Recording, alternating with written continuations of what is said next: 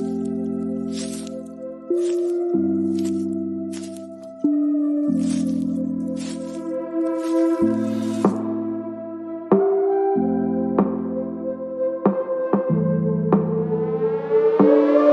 name is Cassy Summers. Welcome to the Curious Universe podcast.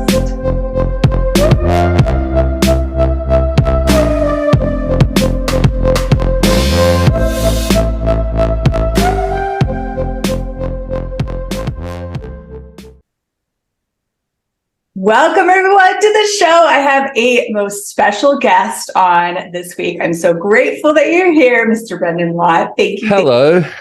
Thank you. All right. I as I was saying just before, I have so many topics that I want to play with. So can we just jump in? Yeah, let's do it. I was perusing your Instagram and there was this one video you had done on sensitivity. And it was like, whoa, this is a conversation that not a lot of men are having. And where kindness plays in with this. So yeah. So my oldest kid, he's autistic. He's super sensitive. His father's been trying to like diminish that, stop it his whole life, made it so wrong. And I'm looking at like, and I'm sure a lot of other people are like, how can we actually empower the sensitive ones? And you've had your journey with that, if you want to share. And what is like the beauty and the possibility of the sensitivity that we could be using to our advantage? Yeah. Well, first of all, is that thing of empowering it, and not having it be as something that's erroneous. For me, I remember as a kid, like a really little kid, and I would just cry at everything. I was so soft to the world around me. And, my father was a very hard man, abusive, alcoholic, so sensitivity. Like, what are you crying for? But it was my awareness of the world around me. And 99% of it was, well, let's just say all of it, it was basically my awareness of what was going on in everyone else. And for me, without these tools, what I did was I had to create my own. I decided it was too much to deal with, too much to handle. So I created my own little insular universe to separate from it. But that is detrimental to creating a phenomenal life for yourself. So for a lot of us, we've created that. To some degree, we've created a separation from the world, which in turn means a separation from ourselves. Can you talk more about that? Because I think so many people, they think, okay, well, but I'm in my Pico universe, so I have all of me and I'm safe here. But you're showing like something totally different. Like you actually, to be here, you're separating from you. Yeah. Well, in order to separate from anyone or anything, first of all, you have to create that separation from yourself. Because if you look at you as an infinite being, you are basically you're in communion with the universe. So in order to not have that awareness, you have to create yourself as something less than that, which means you no longer have access to all of that awareness. And we think that that's helpful, and it can appear to be. It can appear to take away, let's say, for example, that sensitivity, but it doesn't actually take it away. It just makes your awareness, it just makes it to the point where you don't have the awareness of it anymore. So when you do that, and when we do that for ourselves, when we avoid something, for example, when you're like, well, I don't want to deal with that awareness because I have some judgment of it, or it's wrong, or it's too much, or I can't handle it, then we take this avoiding position, or we've already aligned and agreed with there's something wrong with it, right? So then we now become the effect of it. So when you notice, like for these kids, for example, that, extremely sensitive to the world around them, and then they have to separate from that awareness, separate from that sensitivity, is they become the effect of everyone. That basically they become this shining light of, I'm here and I find all this wrong, and which is why kids get bullied. Yeah. rather than going, you know what, I'm here, I'm big, I'm powerful. Yeah, I'm aware of everything.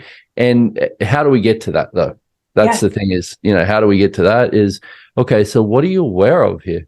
Really questioning with the kids and recognizing that because see, for me, it was such a wrongness. That was the thing that I was stuck in was everyone else at school, in grade 1, I remember, being 5 years old and sitting under a tree crying, hiding from people. And I was thinking to myself, I don't remember a day where I haven't done this at 5. Wow. And I was looking around in school and everyone else is, kicking a ball around or playing something and having fun. And I was like, wow, I am just such a reject. What is wrong with me? So it's like, but I didn't have anyone there to ask me questions and be like, okay, what are you aware of? Like, what's the gift in this? What's different about you that you've decided is really wrong? Like, let's look at that. If someone would have asked me that question, I would have went, well, I cry all the time, and then so let's look at it this way. Yeah. If I'm me now talking to that kid, I'll be like, okay, cool. So what is that for you? Well, I feel really different. I feel really separate and no one likes me. Okay, cool. So, and then I would go, okay, so is there anywhere in your world that you've decided that? And I'd speak to the energy of it. So, as a kid, whether just even that alone, they're like, oh shit, like somebody sees me in this. Yeah. And then you can work from there. And we have so many tools with that, but it's like, recognize for each and every one of us. I think we all need to acknowledge this a lot more is we're all uniquely different. So one size doesn't fit all. And it's like, so empowerment comes from that willingness to be in question. And my WhatsApp is going off, So there you go. I'm quitting it. So now, like, let's fast forward to now there's a bunch of adults and they feel overly sensitive. They have all their coping mechanisms, right? Mm-hmm. How can they start to, because I do notice like you start to lower the walls and it's like, okay, well, there's all the stuff I've been avoiding. Whoa. Yeah. What are some, like, what did you go through? How did you kind of find a way to be with all of that awareness and still allow the sensitivity, but feel like you can, live a life and not hide? Oh, yeah. Good question. And first of all was recognize that everything that I was avoiding in my life, I'd made bigger than me. So it was like, okay, so I've made this bigger than me. So so somewhere in my world, I already had the presumption that it's like, if I expose myself to this, it can kill me, which is, we do, like for me, for example, I grew up with a lot of abuse. So that energy was something that, get away from me, that will kill me, basically was my point of view. It was like, so first of all, recognize that it can't, and also we tend to put a lot of, we tend to give comfort a lot of credence, where we're like, I just want to be comfortable. Like, but are you ever happy there? Is my question. No. Because I'm not. I'm like, when it's nice and flat, just like comfortable and I just want to be safe and comfortable. It's like, how much of that have you bought as real and true that was never your point of view to begin with? How much does it give you way more of a sense of you to actually explore and have all these different awarenesses of energy and go, okay, like, what is this? What is this? Like, who does this belong to? What's this energy here? What's the gift in this that I'm not acknowledging? So I would say to begin with is recognize that if you're going to be willing to, first of all, make that choice, because that's what it begins with, is a choice of, you know what, I'm not getting any more of me this way. I'm definitely not getting more joyful. I'm not liking myself. So that choice to really expand your awareness, recognize that it's going to get a little uncomfortable. Okay. But now you have the tools to deal with it. Okay. Now you've got, I have access consciousness, greatest gift in my life. Yeah. So it's like now I have the tools to deal with it. So now it's like, okay, so once again being questioned with it, but one tool I would give here is like, say those energies that come up that you've kind of been trying to protect yourself from is, what am I avoiding here? Oh, I'm avoiding being bigger than this. I'm avoiding knowing that I'm actually greater than this. Okay, cool. What am I? And so that's where I would bring into play the clearing statement, which is, so everything that is right and wrong, good and bad, pod and pock, all nine shorts, boys, perverts, meals. Not sure. Have you done that on here? Yeah. And I always have a link to the clearing. Okay, good. So we don't have to mention that part. Next part is, okay, what am I avoiding and defending with it? What am I defending for or against here with this energy? And that might be, wow, I'm defending my mom's point of view. I'm defending that I am that person. I'm defending this small version of myself. Okay, everything that is, I destroy and uncreate it. Right and wrong, good and bad, pod and pock, all nine shorts, boys, perverts and yawns. And then, you're more present with that energy, because see, a lot of us, what we tend to do is we want instant gratification. We want like, oh my God, can this just go away? That's avoiding and defending. Yeah. Yep.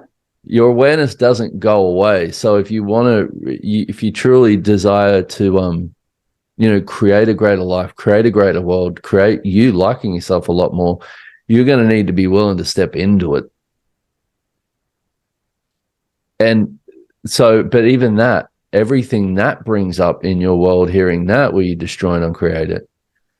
Right and wrong, good and bad, pod and pock, all nine shorts, boys, perverts, and beyonds. Because here's the thing is, we have so many presumptions with that, which is basically, one of the things we've been talking about lately is presumptive realities. So you'll have something like that presented to you, right? Where it's like, to have more of you got to be willing to expand out and be more of you, to not insulate yourself and separate yourself from you and your awareness, but to be more of what you actually are in that awareness. Now, when I say that, because I say that and I get this sense of what pops in people's worlds is, we go to this presumptive reality of, oh, that's going to be too uncomfortable, or I'm going to lose my friends, or everyone's going to think I'm crazy, or blah, blah, a million things, right? Because they're all energetic things that show up. Yeah. All of the presumptive realities I have with this, I destroy and uncreate it. Right and wrong, good and bad, pod and pock, all nine shorts, boys, perverts and beyonds. Now, I didn't think we would go on that part, but let me just say real quick, presumptive reality basically is where you have a presumption about what reality is, and then nothing that doesn't match it can show up in your world, which is how we basically create our lives. Like, you have this with everything. So this tool is really cool because it's like, what I've been doing, I've been using it for everything, basically, because it's like, wow, I have a presumptive reality that this relationship's going to make me happy, or I have a presumptive reality that this is the way to create money, or I have a presumptive reality that this is the way that this person sees me. Endless, and that's basically the way that we create our lives, is a system of, is a structure basically of conclusions, not an empowerment of questions. Woo! Yes. Okay, can we pull in, let's play with the kindness part here too. So two things are popping. Like, one, I remember, so I had abusive childhood and then an abusive 11-year relationship. Uh-huh. And so when I remember like the walls up, I remember the first time I received kindness from a man, I wanted to kill him. Like, I thought he was going to kill me. Like, I was like, my fists were up. I'm like, no, like, that's not okay. Everything that you were just saying, the presumptive realities, all that stuff. Luckily I had the tools, so I didn't kill him. He's still alive. It's fine. Still around the world being kind. Totally. Just those kind men out there. But can we look at the kindness to ourselves to allow sensitivity, even like even like allowing him to be kind to me was a kindness that I was never willing to be to me. Yeah. And that was, for me, that was allowing myself to be as sensitive as I am, even if I thought he might think I'm crazy or whatever. So for you, like when you receive kindness, or you were one of the kindest men I know, actually. So what is that for you to be that kindness in the world, especially knowing like half the time people can't receive it? And do you allow yourself to receive kindness? How does that play out with all this? Oh man, receiving it's a whole different story. I'll like be, because there's a thing that gets us stuck in this part, right? Is our basically our definition of it, of what kindness is, because what a lot of us do with kindness is we do niceness. I'm going to be nice to this person, which we've decided is kindness, but niceness, not being nice, is not that. I mean, kindness is not about being nice. Kindness is about seeing what another person can receive and being that for them, seeing what you can receive and being that for yourself. Niceness is deciding what somebody else needs and giving them that, which is you giving up you, and also judging a lot. So first of all, I would say, so all the presumptive realities you have about what kindness is, we destroy and uncreate all those. Right and wrong, good and bad, pod and pock, all nine, shorts, boys, povads, and beyond, so that we can actually get more of a sense of what the energy is. Because for me, one thing I know is I can't be what I know I can be in the world if I can't be it for me. So it's like, because I always did this thing of, like basically having me in the world as a separation of like, how can I have kindness out there in the world, but not have it for myself? Or what's it going to take? What's it going to take for the world to have more kindness, rather than having the point of view of what's it going to take? What's it going to take for me to have so much kindness for me that the world has no choice? Oh, I like and that's a very different way of looking at it, because now it's you're in that and that I say that's the beginning of an awareness in my world. I don't go, oh, I'm embodiment of that. No, I'm not. This is a work in progress dynamically. But because notice from that point of view, there's no projection or expectation that the world needs to receive it. And that's what a lot of us do with niceness, is let me be nice to you so that you'll be nice to me. Let me treat you the way that I need you to treat me. No, let me treat myself the way that will be an invitation of how you can treat me and how you can also treat yourself. So that getting there is really getting out of judgment, and getting into gratitude with you and asking for it. One of the things I do is it's like, look at what is kindness to me and recognize when I'm not being it. I'm going, okay, so who am I being right now? Once again, going to, okay, what am I avoiding? Who or what am I defending for or against? Brilliant. Woo! Okay. So many different. Okay, I want to touch on this. I don't know if we'll go too much into this, but right before we got on, the return of the gentleman was kind of like tapping on my shoulder a little bit. And I mean, you kind of, in my interesting point of view, kind of be that energy in the world. You have like this gentleman thing, and which to me embodies like the kindness, can have sensitivity to it, but also doesn't have this personality or this image. Does that make sense? Yeah. Yeah. So, and then I look at my little guy, or both my little guys growing up in the world. So how can they like be the sensitivity, be the kindness to themselves, be the kindness to others, in a world that really isn't nurturing any of that? Yeah, well, that's That takes some education, educating them on being themselves, and not see, because a true gentleman never gives himself up for anyone or anything, but is also willing to be what somebody else requires if it's going to create something greater. Because see, for a lot of us, what we do is like, we have, once again, presumptive realities of what it is to be us. So it's like, well, I'm not giving me up for anyone or anything else, so fuck you, basically, So it's like, no, that's not being you. You've already created separation. It's about, you know what?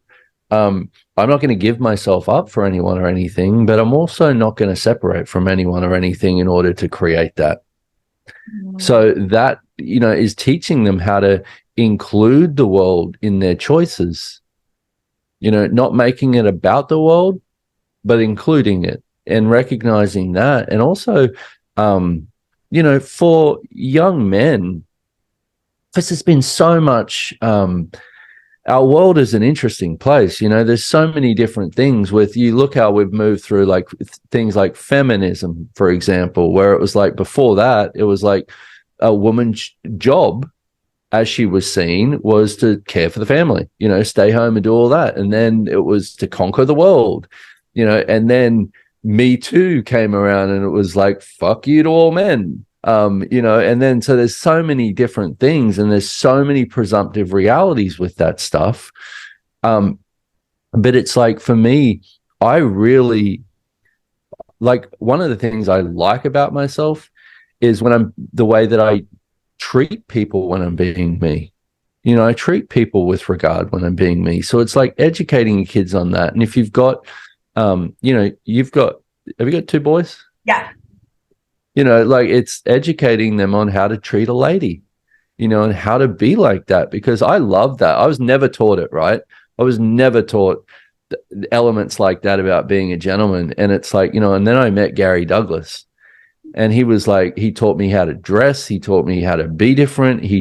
But he didn't teach me from his, here's the thing with that, is he didn't teach me his way. Right. He asked me questions about what my way was, and he kind of like nurtured me into that. So I was like, oh wow, I actually like being that for people. I like people knowing that, that I can be that. And it's just, so what I mean with that is basically educate them, but not from a fixed point of view. Educate them from a question of, wow, what would it create if you chose it this way? Or what would this create? And, so that they can basically choose something different, but from what they're aware of with their choices. I love that, because the traditional, like, you should always pull a lady's chair out thing, like, never worked for me. Like, and I knew if I said that to my kids, like, they're way too empowered. They would like, I'm only gonna do that if I feel like it. Like, I would just, but actually asking them questions to empower them to discover what's true for them in that area. That's so beautiful and so different. Yeah. Well, I remember, because I get, trying to teach a kid that is like not going to happen, and that's where you don't want to be, because that's where a lot of people would do that from a fixed point of view of this is the right way to do it. That's not going to be a way to teach children, because they're going to fight you, and I remember this time when Nash, my son, I think he was about 13, and he treated this girl that was the same age just like shit. He would like send her all these text messages and was a total asshole. And I found out about it. And so rather than going off at him and being like, blah, blah, I'm disappointed or whatever, I just went, hey, like, is this how you want to be in the world? How would it make you feel if somebody treated you like this? And he was like, oh, like shit. And I was like, okay, so what are you treating her this way for? And he had to look at it, because I was like, is this who you want to be in this world, treating people like this? And he was like, no. And I said, okay, would you like my help with this?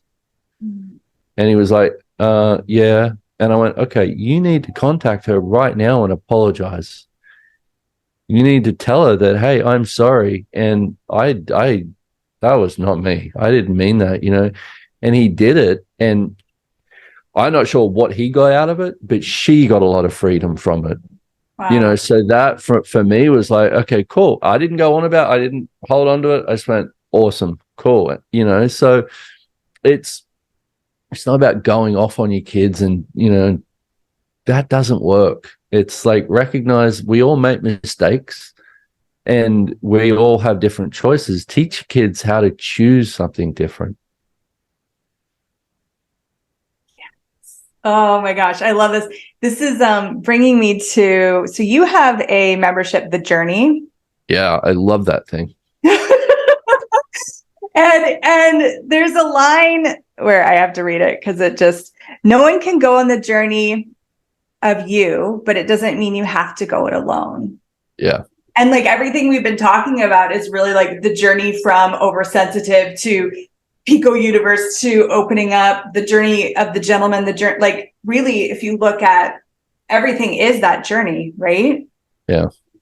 So we'll put links if anyone wants to join the membership for sure. But do you want to talk a little bit like even for you facilitating that, because you're on your own journey and you're facilitating others and creating this like place of communion. What has that created for you? Well, I would say, we've all done that thing of like trying to have your own path in life means you've got to figure that out for you and create it for yourself and all of that stuff. Like I've done it. I still do it to a degree. And it's like, so for me, I say that thing of we're not alone is that doesn't mean that you need to rely on people. It doesn't mean that you need to see anyone. It's not about, for me, it's not about creating myself as greater than somebody else, because that's what we tend to do. Like we have a lot of comparison based on the judgment that we have in our worlds of how we create our lives. Well, what if it was creating yourself as greater than you, as great as you can be? Not, I want to create myself as greater than other people. But in order to do that, for me, what I know is I have to include consciousness, which means, that's once again back to the beginning where it's bringing all those energies up. To include consciousness means to include all the parts and pieces of you. It means to include everything with no judgment. And, so that's like, oh, okay, cool. We all have parts and pieces of ourselves that we judge. So what would it be like if that wasn't a wrongness anymore, and you can just be like, okay, there's another thing I judge about me. I'm going to be with that right now. I'm just going to be present with that and be like, wow, I hate this thing about me. All right. Or here's the tougher one to get present with. This is right about me. Oh, and I like, and I've decided this thing about me is right. They're the tougher ones to look at, but it's like, okay, cool. There's that. Look at what you've been conditioned with. What if it wasn't a problem? What if you could be present with it and go, okay, so I'm being here with this energy. What is this? Mm-hmm. Oh, wow, this is a judgment I've had a long time. What do I do with it? Right now, I'm just going to be with it. I'm going to be present with this. And then next question, can I change it? Yeah, I get I can change it. If so, how do I change it? And then, wow, I wonder what's underneath it. I wonder how many presumptive realities I have with this and what this is. So those 4 questions, it's like they begin to kind of be your go-to with all of these things that you would quote unquote avoid. Yeah. And it's really, I love those questions too. And it's exploring your being. It's exploring like you in those questions, because you're getting present with things that you've decided are you that aren't. Yeah. So you're discovering that. You're discovering things about yourself that you've been avoiding. You're like, you really are kind of getting intimate with you in those questions. True story. Yeah, I think we could all use a lot more intimacy with ourselves. Yeah, totally. Okay, one more quick if you have a little bit more time. So Of course. bodies. You have 2 3-day body classes coming up. One's in Canada. Yeah, I know, right?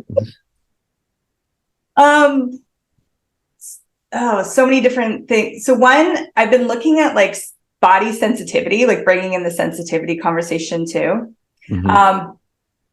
My X-Men kid is like oversensitive body from this world's perspective. I know a lot of people have a lot of body pains. People go to body classes for different reasons, and people see bodies, judge bodies in a multitude of different ways. So what is it for you, like either with your own body and the journey you've been on in the exploration, or facilitating these body classes? What have you really discovered that you could share about kind of the joy of embodiment and the joy of having an aware body and a conscious body?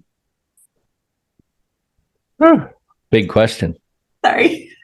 Oh, that's fine. It's like, because, we tend to, and for a lot of us, especially if we're like on a journey, like really looking for something different, like doing,